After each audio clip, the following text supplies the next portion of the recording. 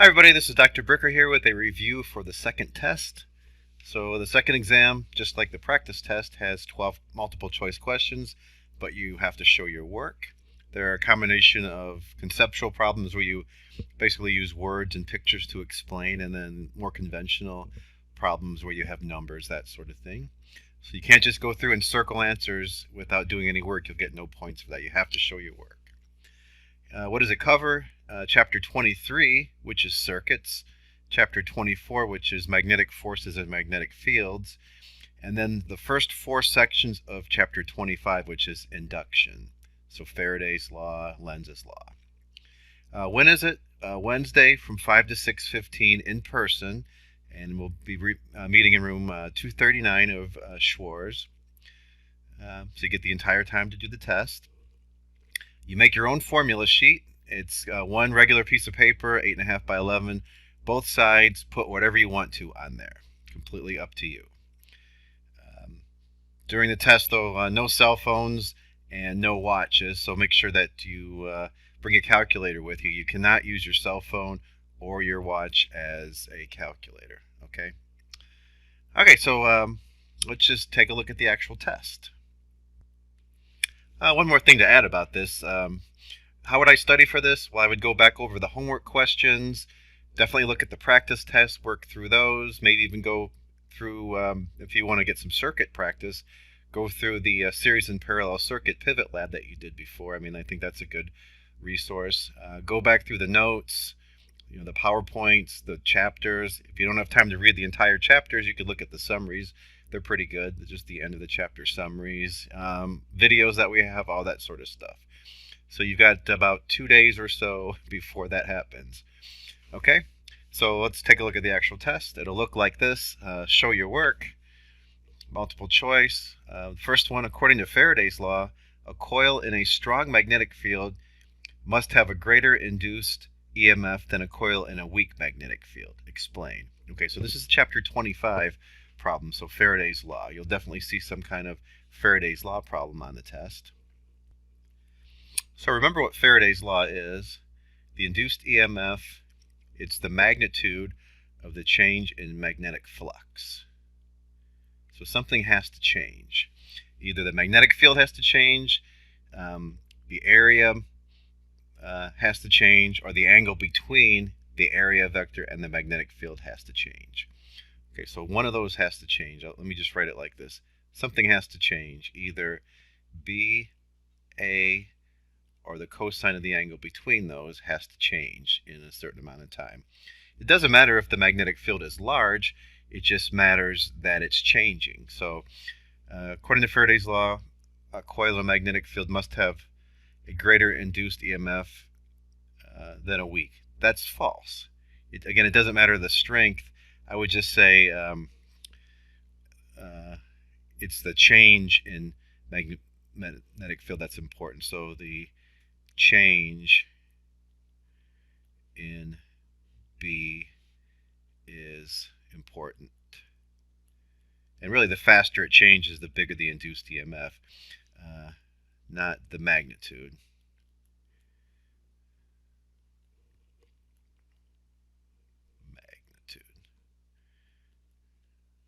Okay, and then really the change is the important part there. Okay, good. So you'll definitely see something like that. Remember, it doesn't matter how strong the magnetic field is. Is it changing or not? Okay, this goes. Next question goes back to the circuits chapter. 4 resistors have 20, 40, 60, 80 connected in series across a 50 volt DC source. What is the current through the 60 ohm resistor? So a series circuit, just to remind you, it's the same current. So it doesn't matter that it says through the 60 ohm, it's the same, but the voltages add up. Voltages add. Okay, now in a parallel circuit, it's the opposite. The voltage is the same when you're in parallel. It's the currents that all add up when you're in parallel. Okay, so let's see what we have here. This is kind of like 4 resistors, and we've got 50 volts here, and this is 20. These are all ohms. I'm not writing the ohms. That's at 40, 60, 80. Okay, so the equivalent resistance of this circuit, when they're in series, you can just add them all together. We can make this into a so-called simple circuit by doing that. So in series, you can just add them together. So this is still 50 volts. Now we got 40, 60, that's 100, plus 20 plus 80, so that's 200 altogether. And then you can get the total current. It's the voltage divided by the equivalent resistance. That's what this 200 is. That's the equivalent resistance. If you were to take those 4 resistors and replace them with 1, you could replace it with the 200. And then we've got 50 volts divided by 200 ohms, so 0.25 amps. 25 amps. Okay, that's the current that goes through out of the battery, and it goes through all of the resistors because they're in series. So 0.25. Good, that's one of the choices. That's always a good feeling. Okay, excellent. Again, if you did this wrong, but you had some work that there was something to your work, you can get some partial credit. Okay, good. So you'll definitely see some kind of series circuit. When unequal resistors are connected in parallel, okay, across the battery, and then we have to figure out which one this is. Okay, so in parallel, they all have the same voltage. The currents all add up. Let's see what we have here. The current flowing in each is the same. That would be true if the resistors all had the same value, but they don't, so it's not that one. The equivalent resistance of the circuit is more than any of the smallest. That would be true if it was series, where they add together. Remember, the resistors, the equivalent resistance in parallel adds like this. 1 over the equivalent would be like 1 over R1 plus 1 over R2 plus, however many you have. So the equivalent resistance is always smaller than any of the resistances. So like if you had a 10 and a 10 in parallel, if you put that in the formula, you'd see that would come out to be 5. So the equivalent resistance is always less. How could that be? It's because there's more ways for the current to go, so the overall resistance gets less. There's more and more paths for the current to flow. Okay, let's look at C. The equivalent resistance of the circuit is equal. Nope, that's not true. It's going to be less. The voltage across each is the same. All right, that is good. Let's see what the last one is. The same power is dissipated in each. So it's not. The power is V squared over R. So although the V part is the same, the resistance is the same, so it can't be E. So as far as explain, this is one where you can say parallel circuits, the voltage is all the same. It almost explains itself. Parallel circuit. Hopefully I spelled that right. Good. Voltage same. Currents add up. Currents add up. Okay, so something like that. All right, good. So you'll see a parallel circuit for sure. A straight bar magnet is initially 4 centimeters long, north side on the right. Okay, so bar magnet. North, south. Remember, the magnetic field lines go out of the north and into the south. Kind of like this. Same thing over here. And you never just get a north side or a south side by itself. It's always a dipole. Okay. If you cut the magnet in half, the right half will be. So if you cut this in half, you just get 2 smaller magnets.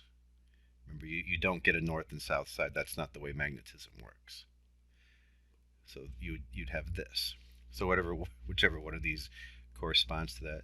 Contains a north pole on the right and a south pole on the left. Nope. Contains only a south pole. No. Okay, so let me see what they're actually asking. If you cut the magnet in half, the right half will. Okay, so we're just looking at the right half.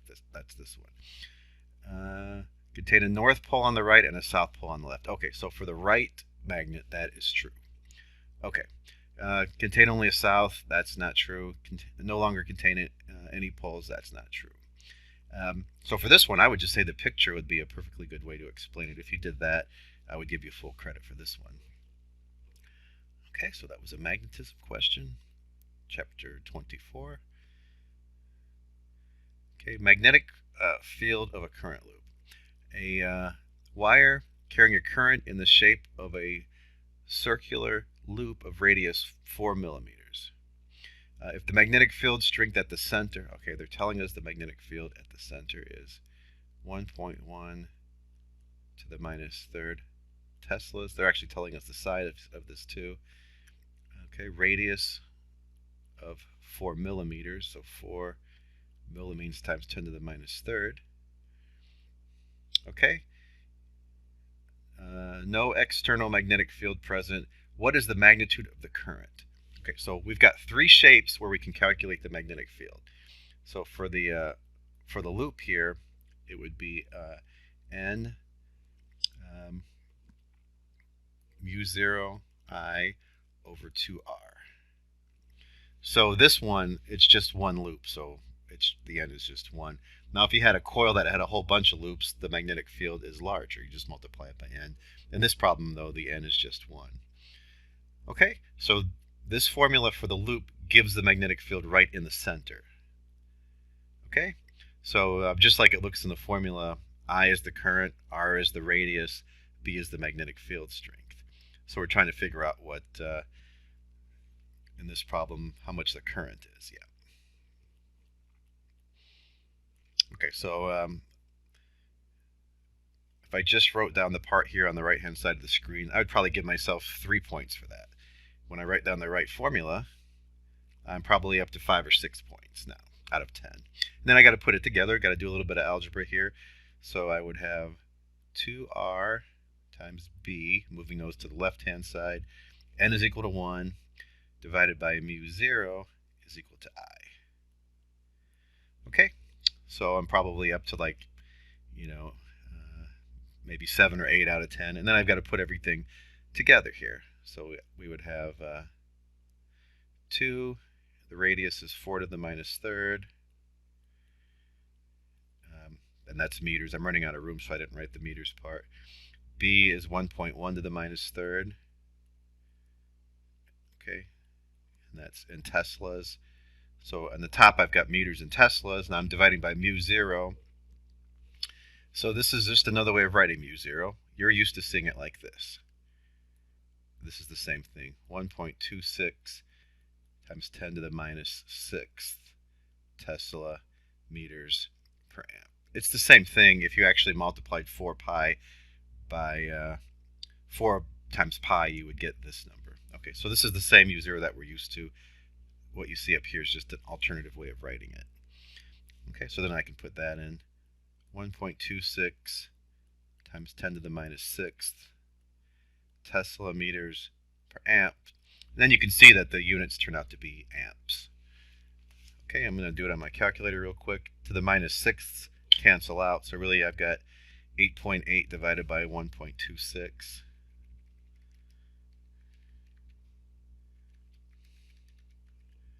About 7. Okay, so choice E here. Okay, very good.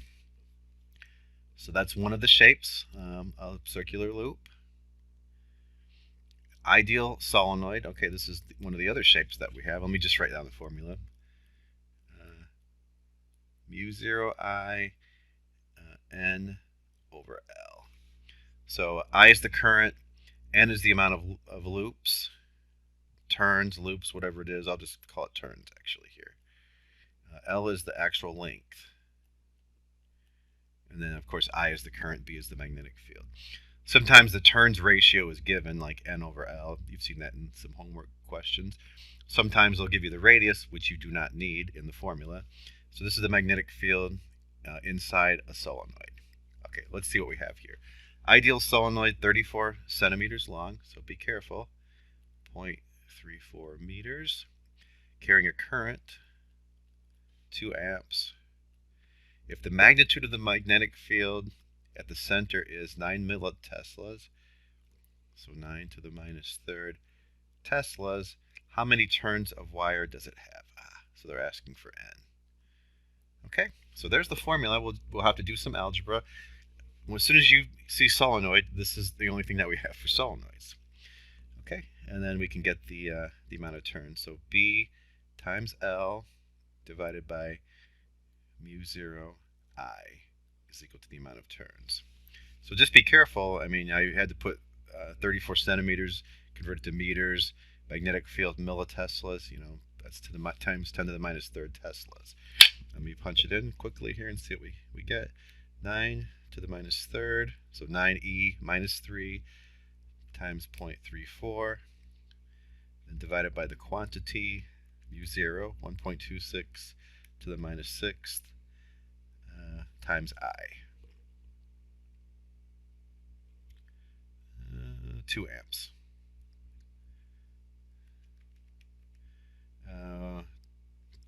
1,214.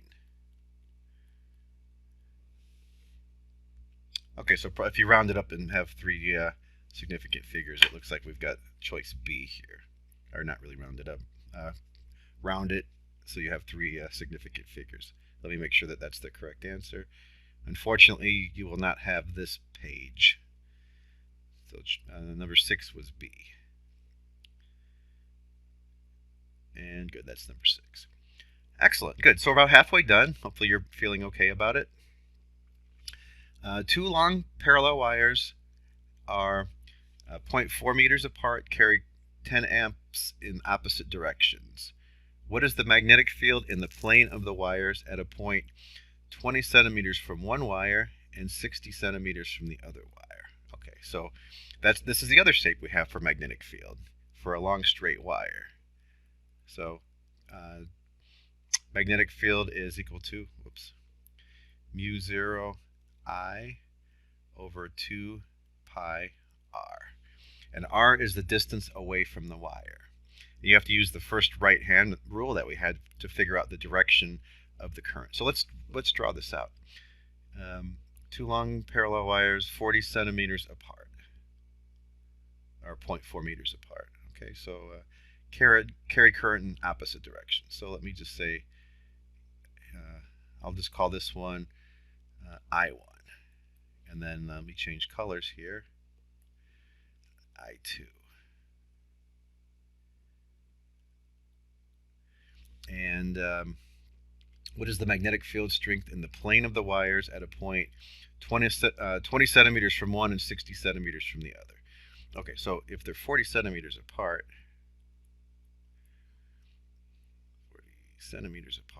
the point that we're talking about must be like up here. And that would make it 20 centimeters from one wire, from I1, and that would make it 60 centimeters from I2. So this distance, I'm just going to call this one R1. That's the distance from I1, and then we can call this distance R2. Okay? So I1 is, the way I set it up is to the right. The point, I'm just making it 20 centimeters from that one. I mean, we could have picked the point below I2, but we'd have the same exact situation here. Now, the reason I use different colors is I want to figure out the magnetic field at the point that I'm talking about. This is the point I'm talking about right here. I want the magnetic field strength at that point. Here's the formula for a long straight wire. What direction are the magnetic fields because of these wires at that point? So because of I2 is moving to the left, the way I'm looking at the screen. So the magnetic field up at where the point is into the screen. Okay, let me switch to the other wire. So for I1, the current is going this way. So the magnetic field up at that point is out at us. So they're actually working in different directions, right? Because of I1, the magnetic field's out at me at that point. Because of I2, the magnetic field is into the page up at that point. Okay, so when we get the net magnetic field, we're going to have to subtract those. So the net magnetic field, let's call it net, is going to be because of the first wire, and then minus the magnetic field because of the second wire. I did B1 minus B2 because I know the magnetic field up at that point is larger because of B1. And again, you could have picked the point to be down here. you're going to get the same exact magnitude of answer. Okay, uh, so we'll have to just put it all together here. Um, so we know the amount of current. Let me write this down here. This is one of the harder questions on the test, by the way, I thought. So the current is 10 amps. I1 and I2 are both 10 amps. I'll just call it I. And the distance to the point from I1, the thing that I called R1, is 20 centimeters, so 0.2 meters. And then the distance from I2 to the point is 60 centimeters, so 0.6 meters. Okay, so I need to know that when I put this all into the formula. So this would be, using this, mu 0 I over 2 pi R1 minus mu 0 I over 2 pi R2. Now if you want, you can call this one I1 and I2. They're equal to each other, and it's just what I called it I before. Okay, so this is the net amount. So put the numbers in. You have everything there to get the net amount. A key thing here is realizing that because of the first right-hand rule, the direction of the magnetic field because of I1 is different than the direction of the magnetic field because of I2, so you have to subtract them. They're in opposite directions. Okay. Another circuit one. This is a complex circuit because it's both series and parallel. If a 20 volt if V is 20 volts and the battery is ideal, so there's no internal resistance for the battery, what is the current R3 in the circuit? Okay, well, let's figure out what the net current is first of all. And then luckily, R2 and R3 are the same 20, so the equal amounts go through R2 and R3. Let's get the net current in this circuit though. So let me take a more complex circuit like this one. So this is R1, and now I'm going to take the R2 and R3 and make them into one resistance. Now we know if it's 20 and 20, the equivalent resistance will be 10. How do you get that? I'm just talking about the ones that are in parallel. So I would have 1 over 20 plus 1 over 20. This is 2 over 20. That's 1 over the equivalent resistance for it being in parallel. So then the equivalent resistance would be 20 over 2, which is 10. So R1 is still there, it's 10. This is the equivalent resistance for a 20 and a 20 in parallel. And then you can take this circuit, and then you still got the battery. Now you got R1, which is 10, in series with 10, so this would become 20. Okay, and then you're back to the battery, which they say is 20 volts. Okay, so luckily then we've got 20 volts, 20 ohms. The total current would be the voltage divided by the equivalent resistance. So we've got 20 volts divided by 20 ohms. So the total current is 1 amp. That's what comes out of the battery. That's here, that's here, that's here. Okay? So how much is going through R3? Well, luckily, again, this in this circuit, we've got a 20 ohm and a 20 ohm. So if one comes out, it splits off. Half goes this way and half goes that way. Okay, so here's a hint for the test.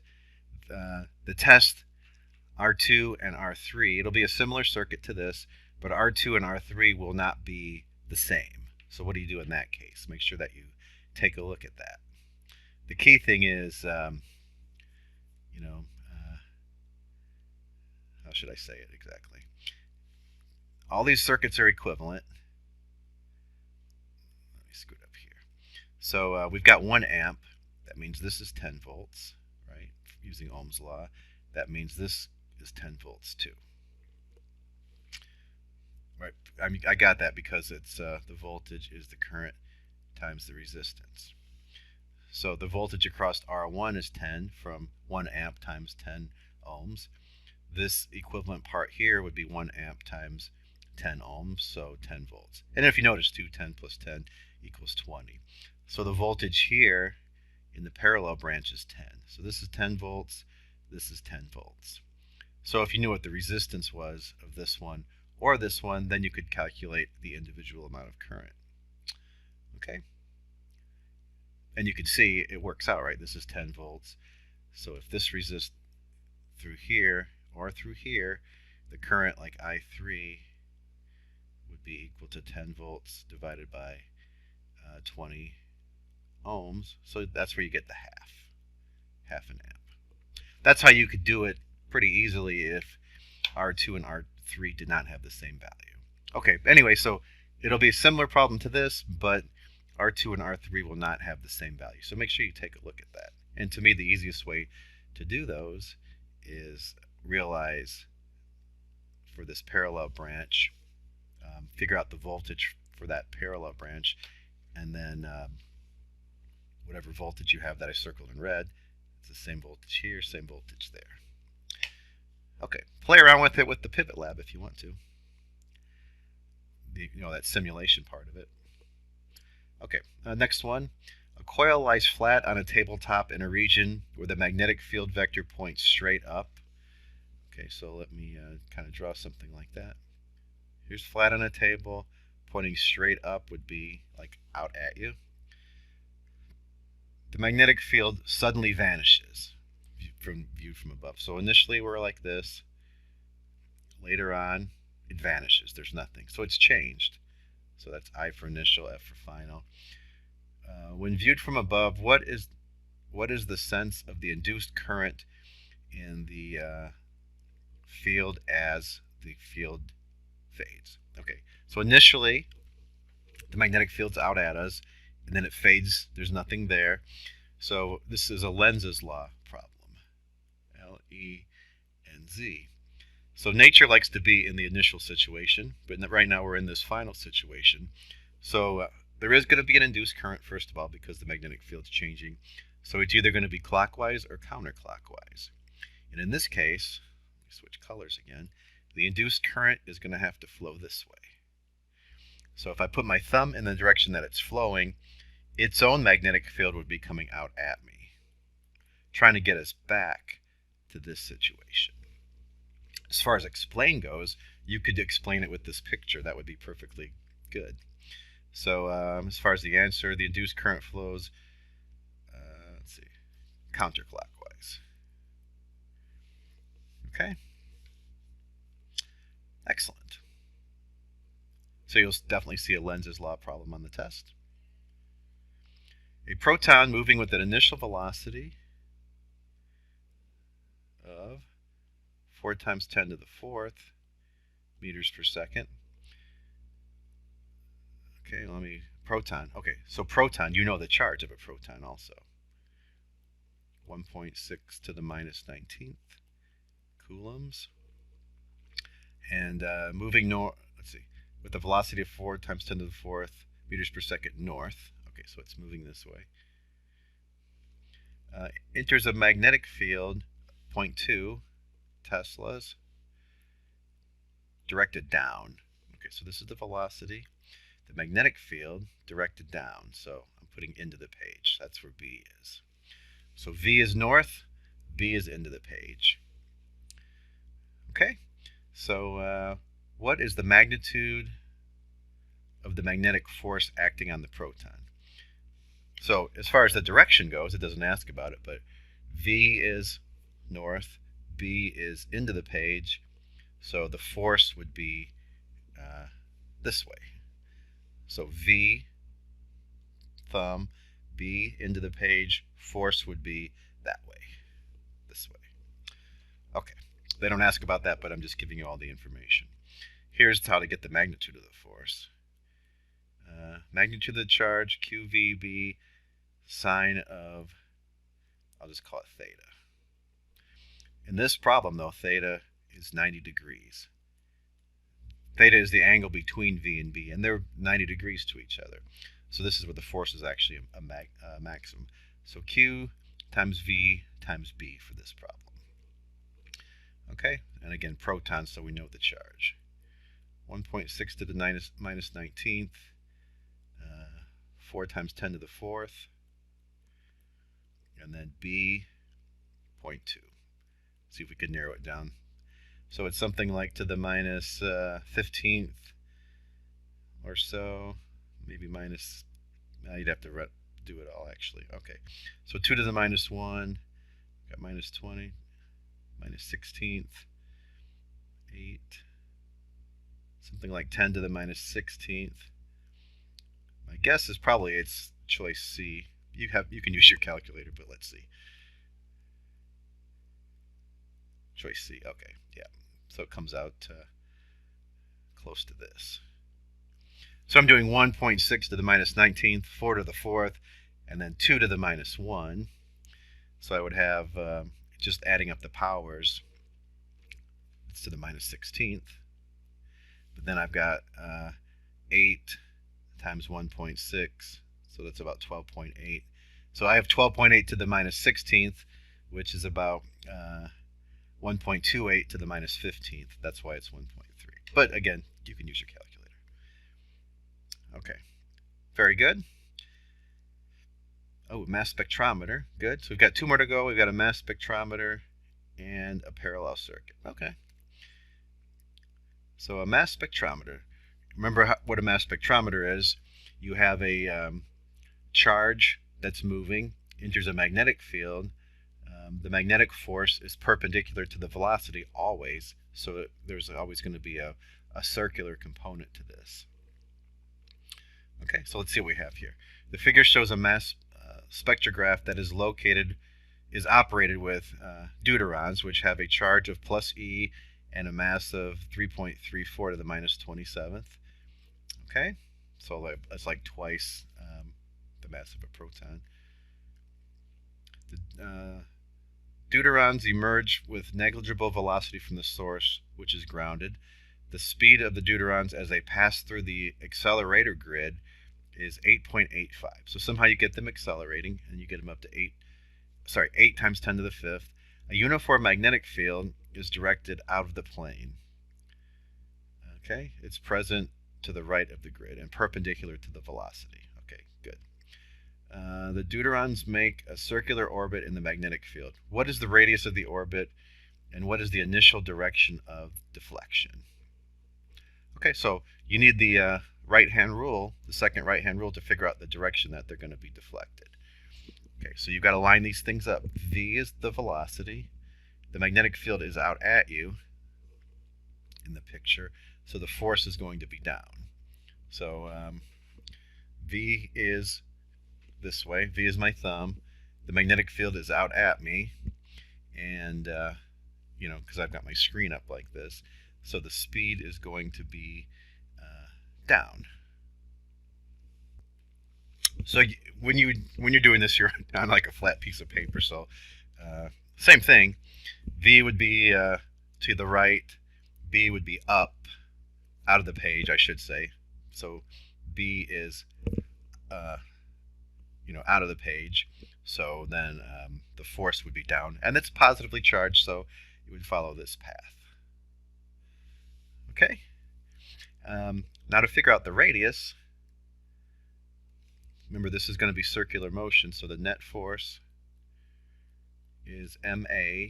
It's a special kind of a because we're going in a circle. It's radial acceleration. That goes back to physics 220. We've talked about it in this chapter, though, this magnetic forces chapter. So the radial acceleration is v squared over r, and then what is the actual force? It's the magnetic force, qvb. So one of the v's cancel out. So that the way that you saw this in the book was the radius turns out to be mv over qb. And we did a few homework questions on this as well. Okay, so this is actually asking for, let's see, what is the radius of the orbit? Okay, so you have everything here. The mass is given, the velocity is given, they tell you the charge and the magnetic field too. Okay, good.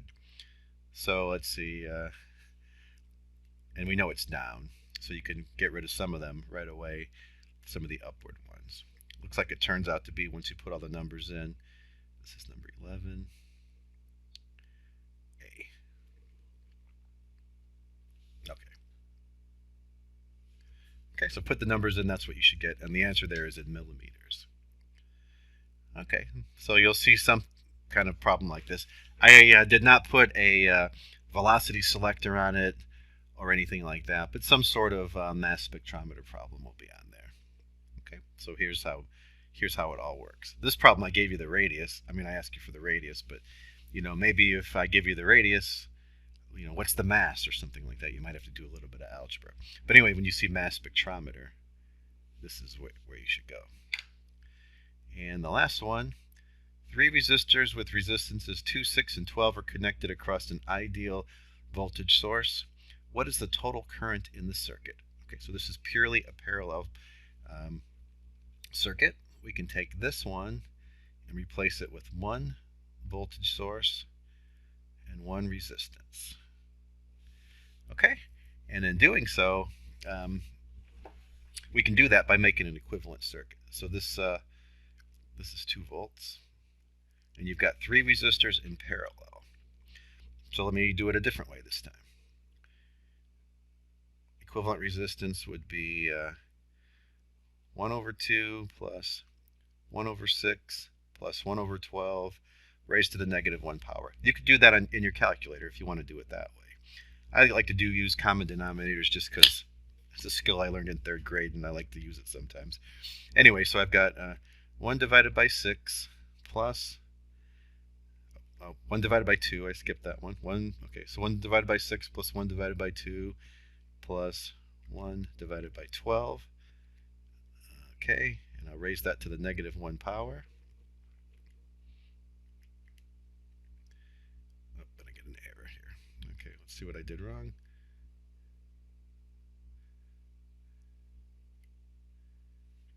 I'll do that and then raise it to the negative 1 power. Okay. 4/3, so 1.33. Okay, so that's the equivalent resistance here. So if I want to figure out the current, it's the voltage divided by the equivalent resistance. So 2 volts divided by 1.33 ohms. So 4/3 might be easier to do actually. So if I left 1.33 as 4/3, it looks like I would have, let's see, 6/4, 3/2, 1.5 maybe. Let's see for right there. Choice C. Yep. Okay, good. So that's the total current that comes out of here. So that's 1.5 amps. And then it splits off. Some goes this way, some goes this way, some goes this way. The largest of those 3 would be going through the 2 ohm. This would be the next largest. This would be the smallest because it has the most resistance. Now, if you wanted to figure out how much of these individual currents we had, like say I had, this is, erase that. Let me just call this one I12 because it's going through the 12 ohm. I could figure out I12 if I wanted to. We don't need it for this problem. I'm just giving you more information. I12 would be the voltage across 12 divided by that resistance. Now it's in parallel with the battery. So this one would be, and so it has the same voltage, 2 volts divided by 12 ohms. So 1/6 current. That's what I12 would be. So 2 divided by 12. 0.17. And you could do the same thing for the other ones. You could do the same thing for the 6 ohm and the 2 ohm. If you did that, you would see that they would all add up to 1.5 amps. Okay, it's good to be able to do problems in multiple ways. Okay, if you have any questions, send me an email. I should be in my office probably. I'll be there most of the day, but let's just say I'll definitely be there in my actual office, which is S310 at 4 p.m. A lot of people have questions right before, but send me an email if you want to meet some other time, and I'll make sure I'm there. Now that's my office, and then we can go to the lab room, so it's nice and large. We won't be in some confined space or anything. So, but send me an email if you want to set up an actual meeting or a Zoom meeting, whatever you want to do. All right. I hope you're enjoying the nice weather. I'm about to go back outside, and I'll talk to you soon.